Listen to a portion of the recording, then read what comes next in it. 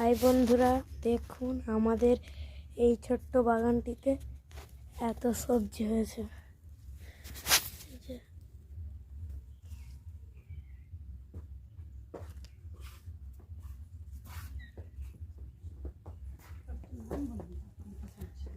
যে এই গাছে লাউ গাছে এই লাউটি হয়েছে, আর এখানে ওলকপি গাছ ছিল, ওলকপি হয়েছে, এটা ফেটে গেছে। বেগুন, টমেটো, বিনস, আর এখানে বরবটি। এই যে এই গাছগুলোতে হয়েছিল,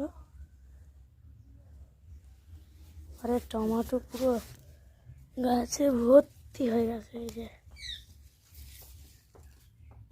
টমেটো। চলো এখন এখানে ভিডিওটা শেষ করলাম।